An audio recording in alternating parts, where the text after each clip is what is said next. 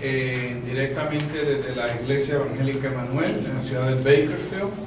En este día tengo un mensaje ilustrado que quiero compartir con ustedes bajo el tema las 5 características de la iglesia primitiva o la primera iglesia, como aparece ahí en sus notas que he compartido con ustedes. Y tengo un pequeño modelo de una iglesia aquí, ¿verdad? Y vamos a prenderle la luz a la iglesia, ¿verdad?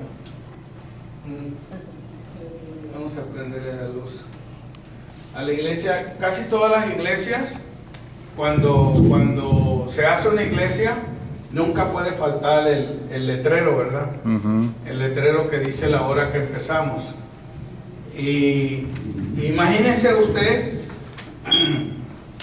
que la iglesia primitiva no era así de bonita como está este modelo. La iglesia primitiva empezó en las casas y ya después se reunían en unas cuevas que habían a veces debajo de las ciudades que le llamaban las catacumbas.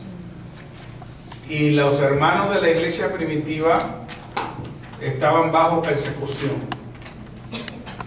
Y aún así, dicen los historiadores de la iglesia, que fue cuando más la iglesia creció. Amén. Con eso en mente vamos al Señor en oración. Padre, gracias te damos, Señor, en esta hora de la tarde, por tu misericordia, por tu amor, porque tu palabra nunca está, Señor, presa. Tu palabra corre con libertad. Y que en esta tarde, Señor, cada uno de nosotros podamos abrir nuestro corazón a ti y a tu palabra. Ayúdame a mí, Señor, a expresar tu palabra con libertad. En el nombre de Cristo Jesús. Amén. Me gustaría que abrieran sus Biblias en el libro de Hechos. Y la dejan abierta en el libro de Hechos porque voy a estar refiriéndome a varios versículos, pero voy a regresar a Hechos constantemente en este estudio, mensaje tipo estudio de la palabra del Señor. Hechos 2, 42. Hechos 2, 42. Ya he compartido algunas de estas notas con los estudiantes de los miércoles aquí en la iglesia local, y hace unos meses atrás el pastor Israel Manzano de México nos trajo una enseñanza en este mismo tema. Entonces yo he tomado las enseñanzas que nos dejó el pastor Manzano y las he llevado a otro nivel, porque creo que podemos aprovecharnos nosotros de esta escritura. Y dice así la palabra del Señor en el nombre del Padre, del Hijo y del Espíritu Santo. Hechos capítulo 2 versículo 42 en adelante. Y dice así la palabra de Dios en el nombre del Padre, del Hijo y del Espíritu Santo. Y perseveraban en la doctrina de los apóstoles. Vamos a ver 4 puntos aquí en este versículo. Número 1, la doctrina de los apóstoles. Número 2, en la comunión unos con otros. Número 3, en el partimiento del pan. Y número 4, en las oraciones. Dice el versículo 43, y sobrevino temor a toda persona, y muchas maravillas y señales eran hechas por los apóstoles. Todos los que habían creído estaban, ¿cómo estaban? Juntos. Y tenían en común todas las cosas, y aún vendían sus propiedades y sus bienes, y lo repartían a todos según la necesidad de cada uno, y perseverando unánimes. Esa palabra unánime significa todos en uno. Unánime cada día en el templo. ¿Dónde estaban? En el templo, y partiendo el pan en las casas, y comían juntos. Ahí está esa palabra juntos, con alegría y sencillez de corazón. Y dice el verso 47, alabando a Dios y teniendo favor con todo el pueblo. Y el Señor añadía cada día a la iglesia los que habían de ser salvos. ¿Quién los añadía? el Señor. Amén. Amén. Damos gracias a Dios por esta palabra que hemos leído, y me voy a estar refiriendo a otros versículos bíblicos mientras estemos en este mensaje de hoy, que se titula o tiene el tema las 5 características de la primera iglesia, o como le llaman algunos escritores bíblicos, la iglesia primitiva. Entonces hay una pregunta en forma de proposición: ¿qué es la vida cristiana? Si alguien te preguntara a ti o me preguntara a mí, ¿me puedes explicar qué cosa es la vida cristiana? Para mucha gente en América, la vida cristiana es como pertenecer a un club, donde van una vez a la semana, donde participan de ciertas actividades y dan algunas ayudas que ellos no le llaman diezmo ni ofrenda, ellos le llaman cuotas, o peor, en algunas denominaciones y religiones le llaman limosna, como que si el Señor vino a darnos limosna. El Señor nos vino a dar lo mejor, hermanos. Entonces, veamos cómo es realmente el estilo de vida, como el Señor Jesucristo lo ha diseñado en las Sagradas Escrituras para cada uno de nosotros.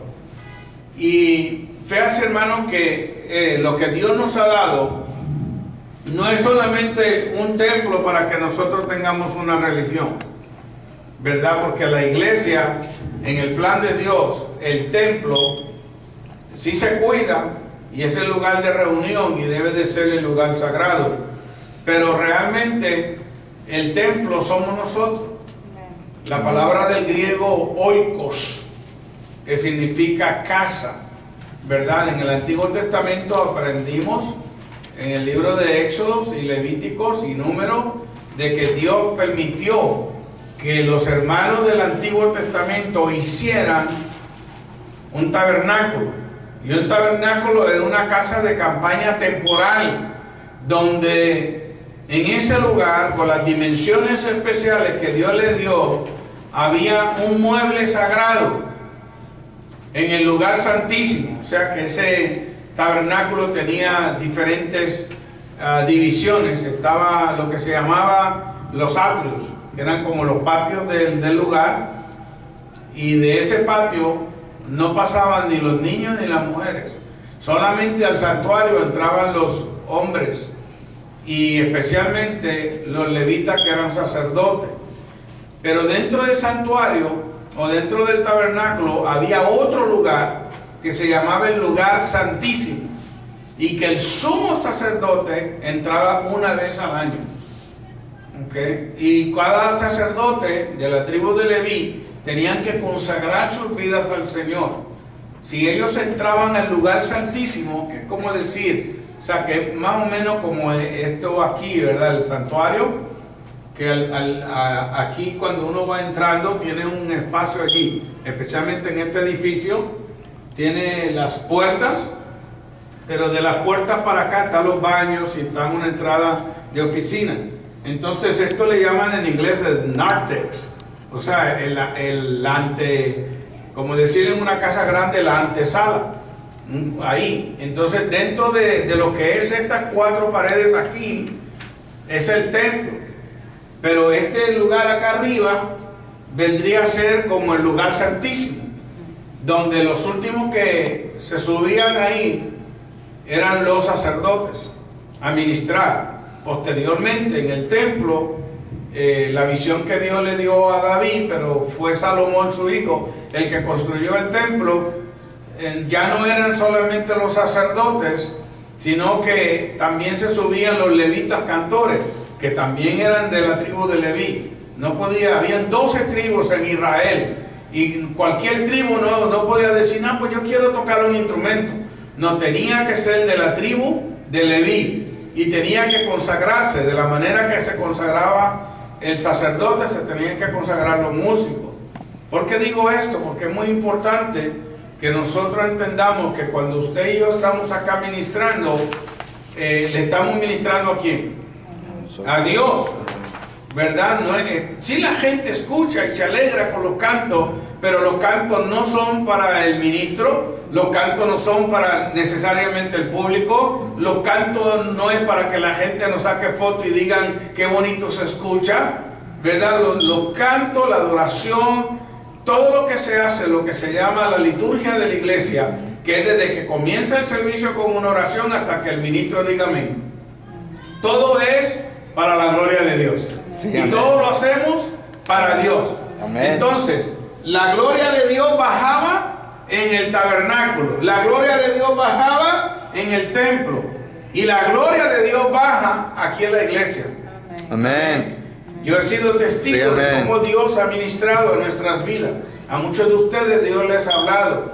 Y yo soy testigo de hombres y mujeres que han venido a predicar en este púlpito, que Dios le ha dado palabra para algunos de ustedes específico, que cualquiera diría el pastor le contó. Mire, yo quiero que sepa que a ninguna persona que yo invito aquí le cuento la vida personal de nadie, aunque la sepa, porque sería una falta de ética, ¿verdad? De estar diciendo cosas y detalles de otra persona. Pero yo sé que Dios ha administrado por medio de hombres y mujeres la palabra a la Iglesia Evangélica de Emanuel. Entonces yo digo, Señor, qué tremenda palabra. De aquí en adelante fulanito o fulanita no va a faltar ni un servicio. Va a estar fiel, te va a servir, te va a adorar. Y de momento me doy cuenta que a los que a Dios les ha hablado brillan por su ausencia. A veces no llegan, a veces toman en poco lo que Dios les ha hablado.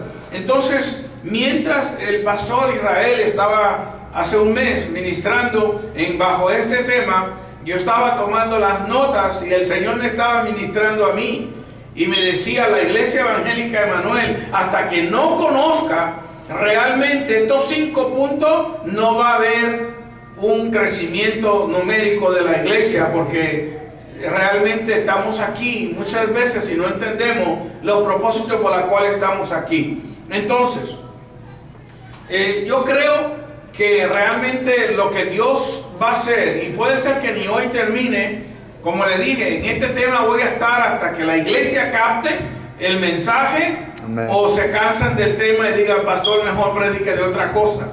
Porque a menos que no entremos en estos 5 puntos, la iglesia no va a haber crecimiento, ni de número, ni financiero, ni de bendición, ni de nada, hermano.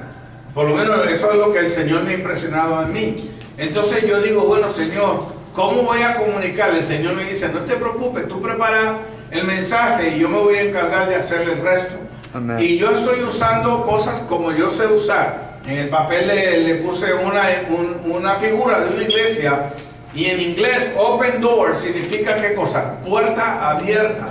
Y creo que la iglesia debe de ser una iglesia con la puerta abierta, no a los ladrones, ¿verdad? Pero a la gente que vengan a buscar de Dios, la gente que tengan hambre de Dios. La puerta debe de estar abierta. Sí, pero para que la puerta esté abierta, nosotros, los que ya estamos aquí dentro, debemos de reconocer estos 5 puntos que, vuelvo y digo, Dios se los dio en un contexto. El libro de los Hechos, que fue escrito por Lucas, fue escrito bajo unas condiciones de la iglesia primera o la iglesia primitiva, donde había persecución.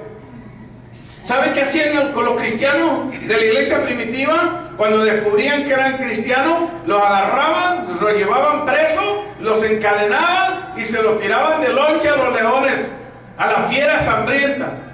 Y yo me imagino que ninguno de esos cristianos, que ya eran cristianos seguidores de Jesús, iban hablando contra el pastor y contra los apóstoles y en contra del sistema. Yo me los imagino cantando coritos.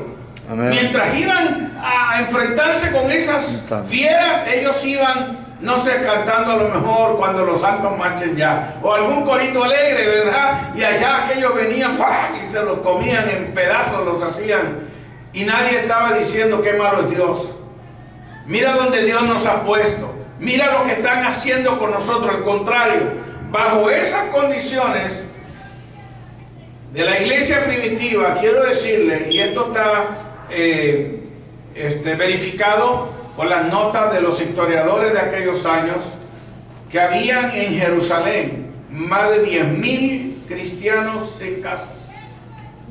Hablando de los homeless, ¿verdad? El problema de los que están por ahí, deambulantes, como yo digo, pero indigentes, que es la palabra correcta que debemos de usar, indigentes. Pues la iglesia primitiva tuvo en un tiempo, según Flavio Josefo, historiador judío de la iglesia, y también lo verifica Tácito, un historiador romano, que en un tiempo hubieron 10,000 personas sin casas, comiendo de lo que encontraran en los basureros o a la merced de otras personas. Y en medio de esas circunstancias de pobreza, de persecución, de momentos difíciles, la iglesia primitiva creció, porque en medio de la persecución se fueron para diferentes lugares, y a donde quiera que se iban, comenzaban una iglesia.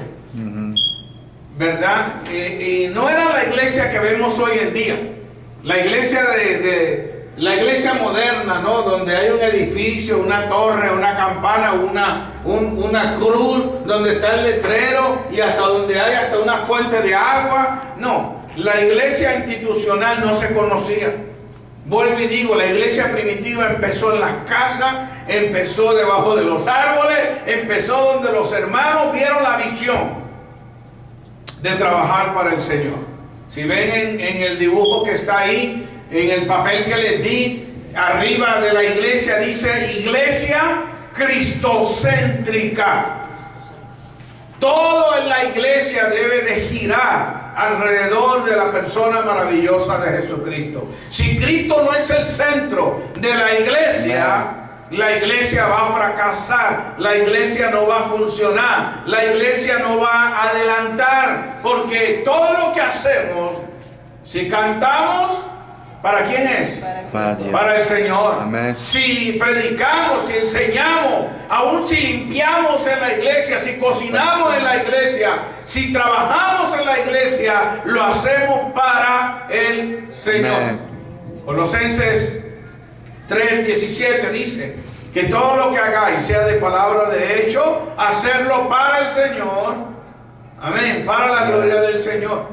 Entonces, en medio de esa persecución y en medio de la prueba, empezó el nuevo estilo de vida como el Señor lo ha diseñado para la iglesia y para nosotros en este día. La iglesia, en vez de acobardarse, en vez de asustarse, la iglesia entró. Y aquí entro yo también en la primera característica: en acción.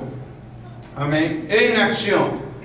Y yo lo ilustré el miércoles, y no lo puedo ilustrar aquí porque no tengo ruedas, pero allí dibujé que la iglesia en acción es como que si esta iglesia la levantaran y le pusieran 4 llantas y empezara a moverse. Saben que hay iglesias que están estancadas, y la iglesia evangélica Emanuel puede ser una de ellas, que no vemos hace más de un año, con excepción de la familia de Mauricio, nuevos que han entrado. Entonces la iglesia necesita estar en acción. Necesitamos ponerle ruedas a la iglesia, necesitamos trabajar para el Señor. Si no, la iglesia se nos va a venir encima, hermano. La iglesia se va a morir. Por eso es muy importante la evangelización. Mire, y hay gente que me dice: pastor, yo tengo fe. Pero la fe sin obras es muerta. O sea, yo tengo mucha fe, pero si yo no trabajo, es como los que salen a trabajar todos los días, que digan: yo tengo fe que el bill de la electricidad se va a pagar, yo tengo fe que el bill del gas se va a pagar, yo tengo fe que el tanque de la gasolina se va a llenar, yo tengo fe que la renta se va a pagar. Pero si no sale a trabajar, si se queda bien acostadote en la cama, ¿qué va a pasar? Los biles le van a caer encima y la casa se la van a quitar porque no pagó. Entonces necesitamos acción. ¿Okay? La acción nos habla de un movimiento, de movernos, de hacer algo para el Señor. Y no es suficiente la fe. Los hermanos de la iglesia primitiva tuvieron que accionar. Los discípulos tuvieron que accionar. Vaya conmigo al libro de Marcos. Evangelio según San Marcos. Marcos, el Evangelio, vea. En el capítulo 16, y versículo 20. Dice así,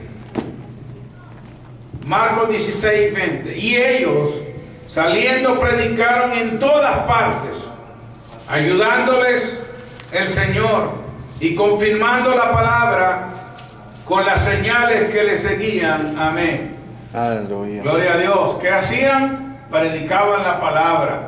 No estaban protestando que había persecución. No había gente en una esquina, Señor, pero mira, ya nuestro tío, nuestro sobrino, ya nuestro papá o nuestra mamá se lo echaron a los leones. No, al contrario, ellos estaban predicando la palabra del Señor. Amén. Y mientras ellos estaban predicando la palabra del Señor, la iglesia primitiva iba creciendo. La iglesia primitiva iba aumentando en números. ¿Pero por qué? Porque los hermanos, en vez de tancar la iglesia, en vez de ponerle ancla, le pusieron ruedas. Amén. Y la iglesia empezó a crecer. La iglesia empezó a crecer. Y la iglesia empezó a crecer. Claro que no era un edificio. Como les digo, ellos se reunían en las casas, se reunían en los parques, se reunían en lugares remotos y en lugares donde la gente no sabía. Pero la primera característica de la iglesia primitiva era acción. Mire, volvamos otra vez a Hechos. Vea Hechos 2, 43. Hechos 2:43, hasta el versículo 47 que hemos leído, pero dice el 43, y sobrevino temor a toda persona, y muchas maravillas y señales eran hechas por los apóstoles. ¿Quiénes eran los apóstoles? En el versículo anterior, cuando leíamos de esas 4 cosas que la iglesia primitiva hacía, dice en el verso 42 que estaban perseverando y perseveraban en la doctrina de los apóstoles. Yo sé que dice la palabra, Pablo hablando en Efesios 4:11, que Dios dejó 5 ministerios para la iglesia: apóstoles, profetas, evangelistas, pastores y maestros. En todas las iglesias no hay apóstoles, pero Dios tiene pastores. Amén. Entonces, si la gente no se emociona con la enseñanza de su pastor y no sigue la doctrina de la palabra de Dios, que es la que predica el pastor, la iglesia no va a estar en acción. La iglesia tiene que seguir lo que diga el pastor en cuanto a doctrina bíblica. Si la iglesia no se emociona con la doctrina que predicamos y los mensajes que damos, la iglesia se va a quedar estancada. Aunque tenga letrero, aunque tenga programas que parecen ser bonitos y atractibles, nos dice que los hermanos de la iglesia primitiva perseveraban en la doctrina de los apóstoles. Amén. Y yo doy gracias a Dios. Amén. Porque el Señor me ha enseñado muchas cosas de la palabra de Él. Y yo sé que esta fe que el Señor nos ha dado tiene que producir acciones. Amén. Amén. Tú me puedes decir que tienes más fe que toda persona en la iglesia y que toda la gente en la ciudad. Pero si no tienes acciones para el Señor, nuestra fe carece de acción. No vamos a tener acción a menos de que no combinemos la fe con acción y hacer algo. Entonces yo decía, Señor, ¿por qué la iglesia de hoy en día no ha hecho estas cosas? A lo que me lleva a esa parte donde les señalé arriba de ese dibujo que tienen en las notas. La iglesia tiene que ser cristocéntrica. Amén. A menos que tú y yo no nos enamoremos del Señor, a menos que tú y yo no nos entreguemos al Señor, ninguna de estas cosas va a hacer sentido. Amén. El pastor o el evangelista o el siervo de Dios se puede hacer pedazos detrás del púlpito predicando, pero hasta que nosotros no tengamos un acercamiento con el Señor, no va a suceder nada, hermano. Amén. Usted y yo tenemos que enamorarnos del Señor Jesucristo. El Señor Jesucristo tiene que ser lo número uno en nuestra vida, para que nadie nos tenga que llamar, nadie nos tenga que decir, mire hermano, ven, mire hermano, participa. Cuando alguien está enamorado del Señor, todo lo del Señor le hace rima. Todo lo del venir a la iglesia no es un estorbo. Al contrario, se va a decir, qué poquito día nos reunimos. Amén. Yo necesito el calor de los hermanos. Yo necesito estar con ellos. Parece que ya es un mundo. Del miércoles al domingo, tantos días sin reunirnos. Yo quiero reunirme con los hermanos. Sí, amén. Pero cuando no hay un acercamiento con Dios, cuando no tenemos una cercanía con el Señor, hasta decimos, que pase otro día. Ay, otra vez el domingo. Otra vez el miércoles. Otra vez ir a la iglesia es una carga en vez de ser una bendición. La iglesia necesita creer en esta característica de la acción. Número 2. La segunda característica es participación. La segunda característica de la primera iglesia o de la iglesia primitiva para ser una iglesia cristocéntrica es participación. Vea el verso 46 del capítulo 2 de Hechos. Y perseverando unánimes cada día en el templo y partiendo el pan en las casas, comían juntos con alegría y sencillez de corazón. Unánimes, estaban juntos en una sola cosa. ¿Sabe lo que hace falta acá? Unidad espiritual, unidad, que nosotros aprendamos que no es solamente venir a cumplir como que si fuera un rito religioso, que nosotros podamos decir, aquí estamos la iglesia adorando a Dios, y si hay un cumpleaños, si hay algo en casa de alguien y nos invita, que no nos hagamos, hermanos, los muy tímidos. Ay, es que yo no voy allá, es que no me conozco bien con ellos. No, hay que dejar esas cosas. La iglesia primitiva, en medio de persecución, en medio de prueba, si los invitaban en casa de otro hermano, los historiadores nos dicen que hacían lo que le llamaban fiestas de amor, donde comían, se reían, alababan a Dios, cuidaban a los niños, claro, porque es como acá, ¿verdad? Usted no se cuida. Cuando están diciendo por ahí las noticias, miren, este fin de semana van a haber retenes, y usted agarra el teléfono, mira, fulano de tal, ten cuidado porque va a haber retenes. Nos cuidamos, ¿verdad? Pues en el Señor tenemos que cuidarnos. Pero para esto dice la palabra que había participación. ¿Se da cuenta lo que va conectado con el primer punto? Acción. El que participa, acciona. El que se queda así aplastado en una esquina y mirando de lejos, no participa, ¿verdad? Alguien dijo, un pensador oriental, dijo que en el mundo había dos tipos de personas como en un desfile. Estaban los que miraban el desfile y estaban los que hacían que el desfile fuera una realidad, ¿verdad? Los que están participando en el desfile, que están en acción, y unos están marchando, otros están tocando un instrumento, otros están haciendo otra actividad, pero están activos, y hay otros que están solamente así, mirando, ¿verdad?, de lejos. Y hay algunos que están tan anestesiados por los problemas y las situaciones de la vida que el desfile le pasó por el lado y no se dieron cuenta. Hasta que va por la otra esquina, ¿te diste cuenta que pareció? Por allá pasó el desfile. ¿Cuál desfile? Porque están anestesiados los problemas, las situaciones de la vida. Y así hay mucha gente alrededor de este barrio, hermano, que el diablo, los problemas, las situaciones, el mismo pecado los tiene anestesiados. Pueden ver la iglesia aquí y la iglesia puede estar abierta para predicar el evangelio, pero ellos están tan ciegos. El diablo le ha puesto una venda y súper negra en los ojos que no pueden ver lo que Dios está haciendo. Amén. Pero cuando la iglesia participa, vaya conmigo a Marcos capítulo 2. Regresemos a Marcos. Marcos capítulo 2, versículo 1 al 4. Y ahí vamos a aprender otra lección más. Gloria sea al Señor, aleluya. Marcos capítulo 2, versículo 1 al 4. Dice la palabra del Señor. Marcos 2. Entró Jesús otra vez en Capernaum después de algunos días y se oyó que estaba en casa.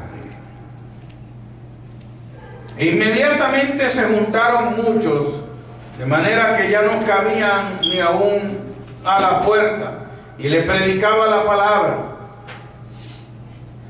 Entonces vinieron a él unos trayendo a un paralítico que era cargado por 4. ¿Cuántos eran? 4. Y cuando no podían acercarse a él a causa de la multitud, descubrieron